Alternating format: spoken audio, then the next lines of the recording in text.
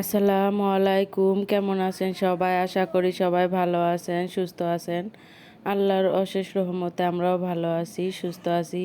তো চলে আসলাম নতুন আর একটা দিনে নতুন আর একটা ভিডিও নিয়ে।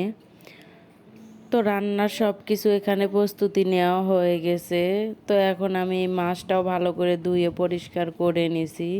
মাছের ভিতরে আমি হলুদ, মরিচ, লবণ সব কিছু দিয়ে মাখিয়ে এখন আমি কড়াইতে দিয়ে দিলাম পরিমাণ মতো তেল দিয়ে এখন আমি মাছটাও ভালো করে ভেজে নেব।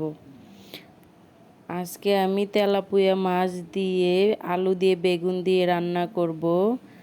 আর আমাদের টাঙ্গাইলের অঞ্চলের যে ভাষা সেই ভাষাই বলি কাঞ্জাল কাঞ্জাল রান্না করব। কে কী নামে ডাকেন আমি জানি না। কলা গাছের যে ভিতরে থাকে ওটাকে আমরা কাঞ্জাল বলি। তো সেটাই ভাজি করব আলু দিয়ে।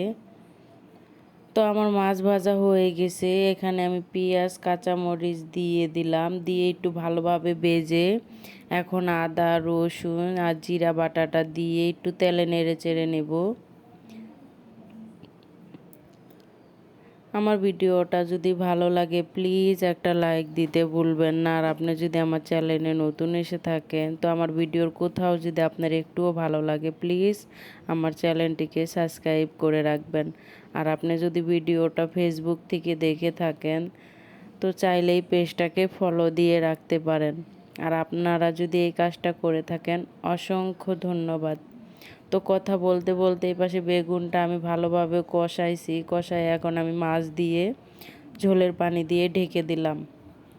তো আমার তরকারিটা হয়ে গেছে। এখানে আমি সেই কাঞ্জাল আর আলু ভাজি করব। তো এখানে আমি পেঁয়াজ আর কাঁচামরিচটা দিয়ে দিলাম, দিয়ে পেঁয়াজ কাঁচামরিচ ভালোভাবে ভেজে এখানে দিয়ে দিলাম পরিমাণ মতো হলুদ, দিয়ে একটু নাড়াচাড়া করে এখন আমি দিয়ে দিব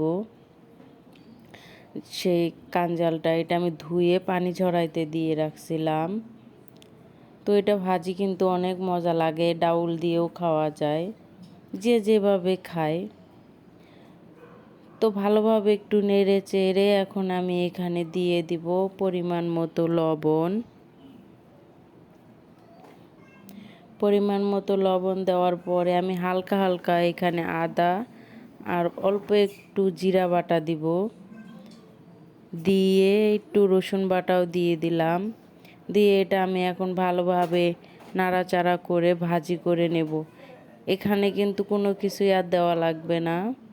তো আস্তে আস্তেই ভাজিটা ভাজি করব। আর এই ভাজিতে একটু পানি উঠে যাবে, ওই পানিতেই ভাজিটা সিদ্ধ হয়ে ভাজা হয়ে যাবে। তো আমার এই পাশে কথা বলতে বলতে সব রান্না বান্না শেষ, আপনাদের এক ঝলক দেখাই। তো দুপুরের খাবারটা খেয়ে নেই, ভিডিওটাও শেষ করি। আল্লাহ হাফেজ।